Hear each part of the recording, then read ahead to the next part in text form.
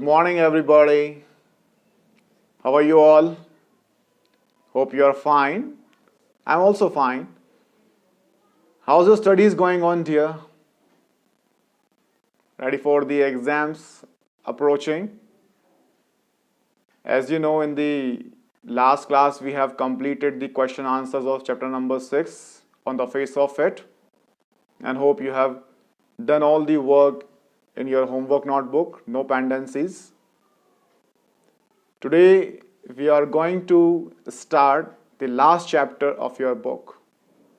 So once again, welcome to class 12th English.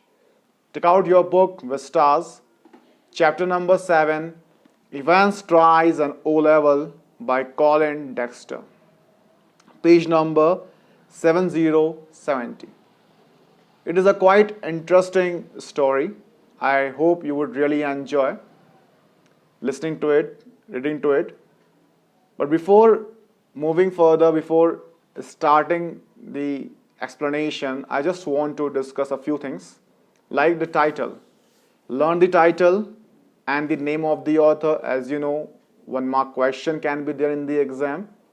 Evans Tries an O-Level, name of the chapter, and Colin Dexter, the author. Evans. In this chapter, Evans is the main character, but I would not call him protagonist. I would call him antagonist. Sort of khalnayak, but the story revolves around him. Evans is a congenital kleptomaniac. You know congenital kleptomaniac? A person who is an habitual thief since the birth. It is a hereditary problem of him that he was a thief. He just used to steal the things for pleasure, not for the needs. A good man, also known as Evans the Break, who has broken the prison a lot many times and really was a person who made everybody worried when he was in the prison.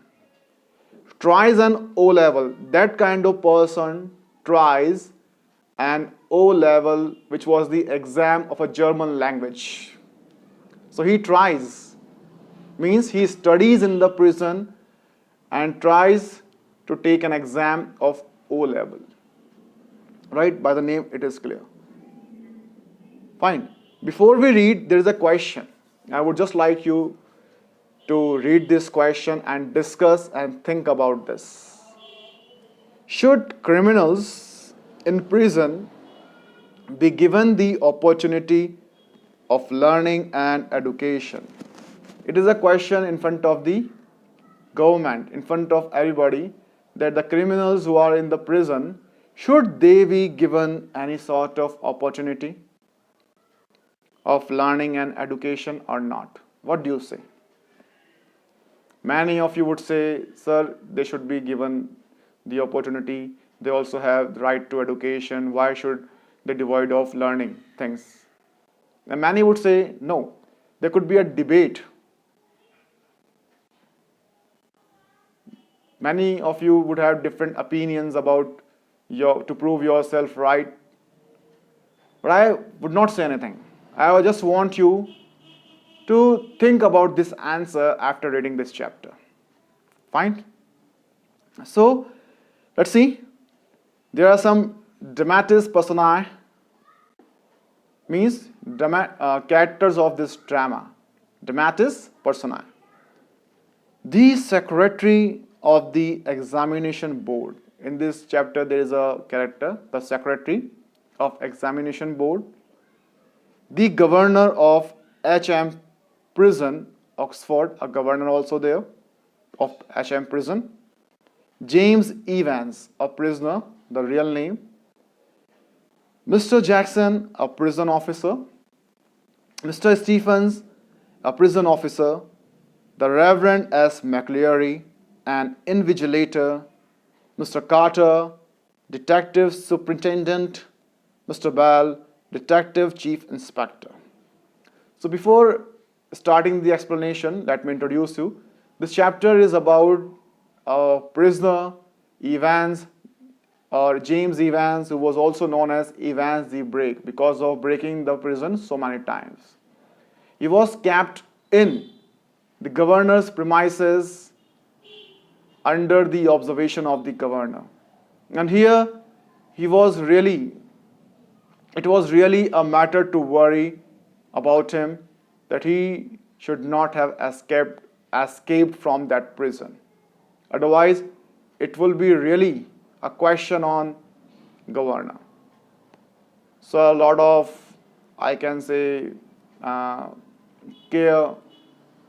cautiousness was taken, and he was really kept in a cell of his own, highly observed, highly, I can say, guarded. He was there. And this chapter is all about his escaping or not. He would be able to escape the prison or not. I am not telling you the complete explanation, otherwise the interest would be ruined. I just want you to listen to the story, read the story, and try to understand. Before reading, there is a question, two questions at the left hand side of your first page, page number 17. Take out page number 70, chapter number 7. Evans tries an O-level by Colin Dexter. First question. What kind of a person was Evans? First thing. Second thing, what were the precautions taken for smooth conduct of the examination? I just want you to find these answers when I read the chapter. Very important questions. Let's see. All precautions have been taken to see to it that the O-level German examination arranged in the prison for Evans does not provide him with any means of escape. So, the examination was to be conducted, O-level, and all the necessary precautions, what could be taken, were taken to see that the examination, arranged for Evans in the prison did not provide any sort of means or chance to him to escape from that prison. It was in early March when the Secretary of Examination Board received the call from Oxford prison. Now it is the month of March, early March, means early days of the March, and the Secretary of Examination Board, he just received a call from the governor from Oxford prison. He received a call from Oxford prison. Now the call is there. It is slightly unusual request, Governor, but I don't see why we shouldn't try to help just the one fellow you say. Now who speaks this line? You know, there are reference to context in your exam, so you need to take care of each and everything. Now, the Secretary of Examination Board is speaking to Governor about Evans, that it was just an unusual request to conduct an exam for the prisoner by the board. It was an unusual request, but he agreed to solve that problem and he would try to help for the one fellow. Fellow means Evans. Fine. That's it. Chap called Evans started night classes in O-level German last September. Says he is that keen to get some sort of academic qualification. Keen, interested. Chap, a boy, a man.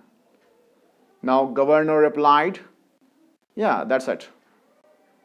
And he just told the name of the boy, Evans, and he just described that Evans started his night classes in the prison. And on last September in O-level German examination, and he was very much interested for some sort of academic qualification. Is he any good? The secretary asked about if he was good in studies to get qualification. The governor replied, he was the only one in the class, so you can say he has had individual tuition all the time. Really, would have cost him a packet if he had been outside. Governor replied in a way of fun that he was the only student in the class, so now he could imagine himself whether he was good or not. And if he would be alone, he would have that individual tuition that would really cost him a lot of money. Really cost a lot of money because individual tuitions are not cheap, they're very expensive. And would have cost him a packet. Packet means a lot of money if he would have gone for learning O level at home.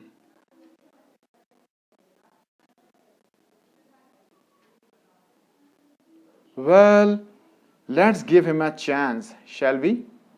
The speaker is the secretary of the examination board. He agreed. He wanted to give him a chance. That's jolly kind of you.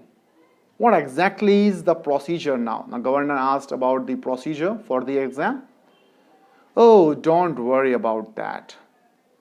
I'll be sending you all the forms and stuff. What is his name? You say Evans. Now secretary told him no need to worry about the procedure, and he would be sending him the forms and all this stuff regarding that exams. He further asked his name, as he forgotten, and he confirmed the name Evans. Now governor spoke James Roderick Evans. His full name was James Roderick Evans. Told by governor, it sounded rather grand name, Amitabh Bachchan style. Just one thing, governor. He is not a violent sort of fellow, is he?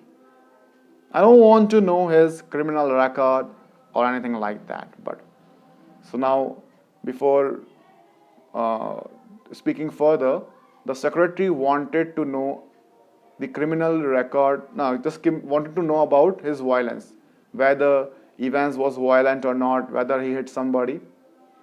Then secretary added further, he did not want to know his whole criminal record, but if there was any sort of case like that, he would have hurt anybody and he was violent, maybe he would give a second thought before doing something else. So he just wanted to know. Governor did not let him complete the sentence. He just cut the short. No, there is no record of violence. He was not violent. He just denied. Quite a pleasant sort of chap. Good man, pleasant man, always happy. They tell me. They, maybe the prison officer who caught him, or maybe the officers of other prisons. Bit of a card, really. Okay, an interesting man. One of the stars at the Christmas concert. Whether there is a Christmas concert, he is one of the celebrities among them. Imitations, very good in imitating other people, good in copying, mimicry. You know, the sort of thing Mike Yarwood stuff. Mike Yarwood, a famous celebrity. He is just like that man, good in imitations, good in copying. He is one of the celebrities in the Christmas concert. Very pleasant man, always welcome, liked by everybody. You can see. No, he is just a congenital kleptomaniac. Congenital kleptomaniac, as I have explained you, he was an habitual thief. That's all. The governor was tempted to add something else. The governor was very, very tempted. He wanted to add something else, but he thought better of it. He would look after that particular side of things himself. Right? He wanted to add something else, but he thought better of it. That Just he thought in his brain that needn't to tell so many things to the secretary, not so important, and he would take care of all those things himself. The governor just stopped himself. Maybe he wanted to tell about his popularity of breaking the jails, prisons, but he just controlled himself. He did not add anything in the praise of our dear James Roderick Evans. Presumably, said the secretary, you can arrange a room where. Okay, now he wanted to know about the room, where the room can be arranged for the exam. No problem. He is in a cell on his own. If you have no objections, he can sit the exam in there. The governor solved that problem also.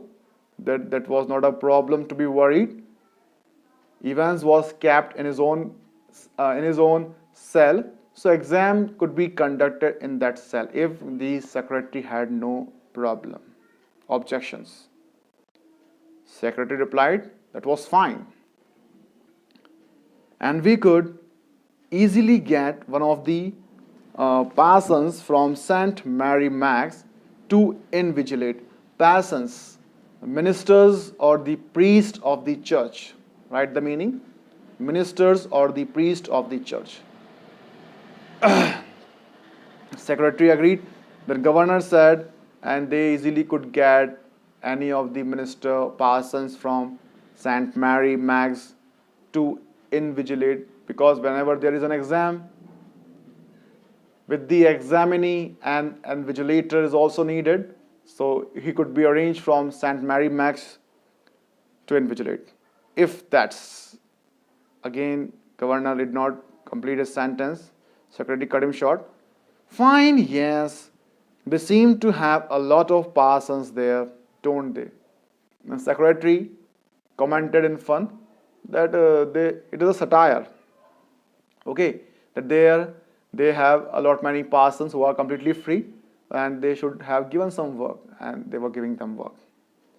The two men chuckled, underline, chuckled, laughed, good naturedly, in a fun, they both laughed, and the secretary had a final thought. Now before doing something, secretary thought again something. At last, there is one thing. You shouldn't have much trouble keeping him incommunicado, should you? Incommunicado. Underline the word incommunicado. Having no conversation, having no communication with the outer world. Having no communication with the outer world. Now the secretary wanted to know that if we had any sort of communication with the outer world, any plans of escaping could be made or something like that. So he just wanted to know that governor should not have any trouble to keeping him incommunicado. He wanted to confirm. The governor chuckled politely, once more reiterated his thanks. The governor again laughed, and he thanked him again, reiterated, spoke again, and slowly cradled the phone. Cradle, just kept the phone very lightly, slowly on the, as it is kept, the receiver of the phone. Evans. The governor was talking to himself, thinking in himself, and the name Evans came in his mind.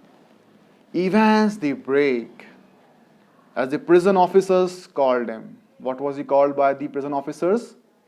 Evans the Brake. Thrice he had escaped from prison. How many times? 3 times. Thrice he already escaped from the prison. Sorry. Sorry. So now the governor was sitting alone and was thinking about Evans, that he broken the prison thrice, and the prison officers called him Evans the Brave. Very popular. He had escaped from prison thrice. And but for the recent wave of unrest in the maximum security establishments up north, he wouldn't now be gracing the governor's premises in Oxford. So what is it? Thrice he had escaped from prison. He had escaped from prison 3 times, but for the recent wave of unrest in the maximum security establishment of the north. In the north side, whatever establishments were there, I can say prisons were there, whatever places were there, at all the places, he is the reason for unrest. Because he never stayed in a prison for a long time. He broke that prison, and thrice he broke in the north side. So he was quite a man to be worried about. He wouldn't now be gracing the governor's premises in Oxford. If he had not been escaped from the prison thrice in the north side, in the establishments of the north, he would not be in the Oxford prison, in the governor's premises. That is the reason. It could be asked in the exam why he was kept in the Oxford prison in the governor's premises, because he had escaped thrice in the establishment of north and nobody was at rest there. And the governor was going to make absolutely certain that he wouldn't be disgracing them. And now it was to governor. He had to make everything sure that Evans would not escape from governor's premises, would not become the reason of his disgrace. Not that Evans was a real burden, just a persistence, nagging presence. It was not like that he was a real burden, but his presence cannot be nagged. Okay, if he is there, you have to be careful. He would be all right in Oxford though. He would be fine there in the Oxford. He would be all right in Oxford. He would be fine in Oxford. That was their belief. And the governor would see to it personally. And now governor was taking care of that man personally. He would not disgrace anybody. And besides, there was just a possibility that Evans was genuinely interested in O-level German. There was very less chances that he was really interested in O-level German examination. Just a slight possibility, minute. At 8:30 p.m. on Monday, 7 June, now it is about Monday, 7 June, 8:30 p.m., Evans' German teacher shook him by hand. He met to his student Evans. They shook the hands in the heavily guarded recreational block. In the prison, there was a recreational block where all the criminals are gathered together to recreate themselves for gym, for sports, for exercise, for different purposes. There was a recreational block which was heavily guarded just across the D-wing, just near to D-wing. Guten Glück, how are Evans? The teacher shook the hand with him and asked him Guten Glück. Evans was not able to understand. He said, pardon? Pardon means to repeat again, sorry. Fine.